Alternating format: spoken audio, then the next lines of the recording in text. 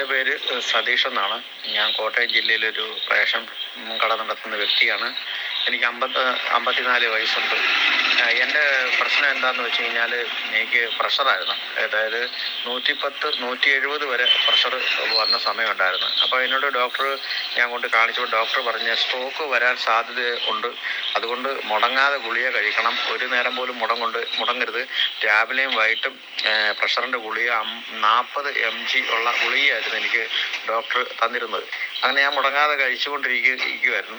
അങ്ങനെ ഒരു സമയത്താണ് ഞാൻ ഈ യൂറിൻ തെറാപ്പിയെക്കുറിച്ച് അറിഞ്ഞ് ഈ യൂറിൻ തെറാപ്പി ചെയ്യുന്ന തിരുവനന്തപുരത്തുള്ള റെജി എന്ന് പറയുന്ന ഒരു വ്യക്തിയാണ് എനിക്ക് അങ്ങനെ ഒരു നിർദ്ദേശം വെച്ചത്. അപ്പം ഞാൻ ഒരു മുടക്കവും കൂടാതെ തന്നെ ഞാൻ രാവിലെയും ഉച്ചയ്ക്കും വൈകിട്ടും എല്ലാം യൂറിൻ കുടിക്കാൻ തുടങ്ങി. അങ്ങനെ കഴിഞ്ഞപ്പോൾ എനിക്ക് പ്രഷർ വരുന്ന സമയത്ത് എൻ്റെ പെടലി കഴിച്ചു പൊട്ടുമായിരുന്നു.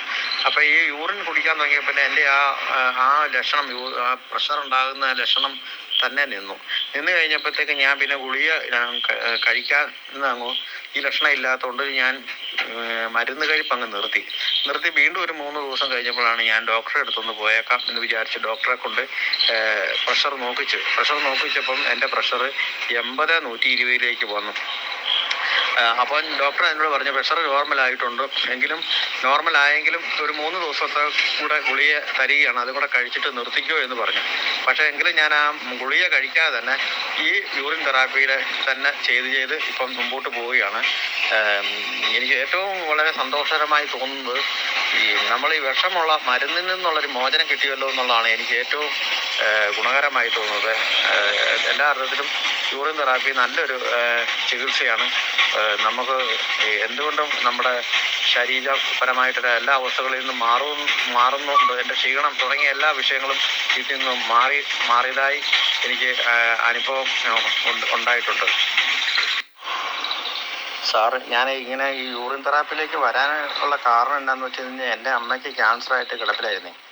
അപ്പം ഞാൻ അതിനെ സംബന്ധിച്ച് ആ ചികിത്സയെ ഈ അലോപ്പതി ചികിത്സ ഞാൻ മാറുകയില്ലെന്ന് എനിക്കറിയാം. അപ്പം അതുകൊണ്ടാണ് ഞാൻ ഇതിനെക്കുറിച്ച് ഏത് തരത്തിൽ ക്യാൻസറിനെ ഒന്ന് പിടിച്ചു നിർത്താൻ പറ്റുമെന്നുള്ള അന്വേഷണത്തിൻ്റെ ഭാഗമായിട്ടാണ് ഞാൻ ഈ യൂറിൻ തെറാപ്പിയെക്കുറിച്ച് അറിഞ്ഞത്. അപ്പം അങ്ങനെ ഞാൻ ആ പുസ്തകമൊക്കെ മേടിച്ച് അമ്മയോട് ഞാൻ പറഞ്ഞു, ഇന്നലെ മൂത്രം കുടിക്കണം. അപ്പം അമ്മയ്ക്ക് ഈ ക്യാൻസർ ആണെന്നുള്ള കാര്യം അമ്മയെ അറിയിച്ചിട്ടുമില്ല. അപ്പം അമ്മ പറഞ്ഞു, അയ്യോ എനിക്കത് പറ്റുകയില്ല, നീ എന്നാ ഈ പറയുന്നത്, അതൊന്നും നടക്കുകയില്ല എന്നൊക്കെ പറഞ്ഞു. അപ്പം ഞാൻ പിന്നെ സ്വന്തമായിട്ട് പ്രഷറിന് വേണ്ടി സ്വന്തമായിട്ട് ഞാൻ കുടിച്ച് കഴിഞ്ഞപ്പോഴാണ് ഈ പ്രഷറിൽ മാറ്റം വന്നത്, നോർമലായതും കണ്ടപ്പോഴാണ് ഞാൻ എൻ്റെ പെങ്ങളോട് പറഞ്ഞത് ഇന്നൊരു സംഭവമുണ്ട്, അമ്മയെ കൊണ്ട് പറഞ്ഞ് സമ്മതിപ്പിക്കണം എന്ന് പറഞ്ഞ് അങ്ങനെയാണ് ഈ അമ്മയെക്കൊണ്ട് പറഞ്ഞ് നിർബന്ധിച്ചാണ് അമ്മയെ കൊണ്ട് കുടിപ്പിച്ചുകൊണ്ടിരുന്നത്. അപ്പം അമ്മയ്ക്കുള്ള വിഷയം എന്ന് വെച്ചാൽ ഭയങ്കര വയറ്റുവേദന, അതുപോലെ തന്നെ 10ഉം 15ഉം പ്രാവശ്യം വയറ് ഇളകി പോവുക. അപ്പോൾ ഞങ്ങൾ ഈ ഡയഫ്രം ചുറ്റിയാണ് ഇരുത്തിക്കൊണ്ടിരുന്നത്. ഭയങ്കര അസഹ്യമായ മണവും. അപ്പം ഈ യൂറിൻ കുടിക്കുന്നതിന് മുമ്പ് ഒരു വയറ്റുവേദനയുടെ ഗുളിക 10 എണ്ണം വെച്ചുള്ള 3 സ്ട്രിപ്പ് മേടിച്ചിട്ട് അതിനകത്ത് നിന്ന് ഒരു 2 സ്ട്രിപ്പും തീർന്ന്, പിന്നെ 3ാമത്തെ സ്ട്രിപ്പിൽ നിന്ന് തീരുമ്പോൾ ഗുളിക മേടിച്ച് പിന്നെ 3ാമത്തെ സ്ട്രിപ്പിൽ നിന്ന് ഒരു 3 ഗുളിക കൂടെ കഴിച്ചു. അപ്പോൾ ആ 3 കഴിച്ച് ഇരിക്കുന്ന സമയത്താണ് വയറ്റിളക്കത്തിൽ ഒരു 30 ഗുളികയെങ്കിലും കഴിച്ചിട്ടുണ്ട്. ആ സമയത്താണ് നിർബന്ധിച്ച് അമ്മയെ കൊണ്ട് ഈ യൂറിൻ തെറാപ്പി ചെയ്യിപ്പിച്ച് ഇപ്പം വയറ്റുവേദന പൂർണ്ണമായിട്ട് നിന്നിരിക്കുന്നു. ഇപ്പം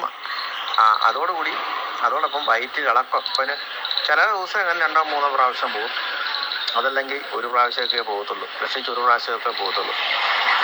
ഇപ്പം പുള്ളിക്കാരിക്ക് ഇത് ചെയ്തിട്ടാണ് മാറിയത്. വയറ്റുവേദന ഭയങ്കര സഹിക്കാൻ, നമ്മൾ കണ്ടു നിൽക്കുന്നവർക്ക് പോലും സഹിക്കാൻ. പിന്നെ എൻ്റെ അമ്മയും കൂടി ആകുമ്പോൾ സാറിന് അറിയാമല്ലോ, സഹിക്കാൻ പറ്റാത്ത വേദനയായിരുന്നു.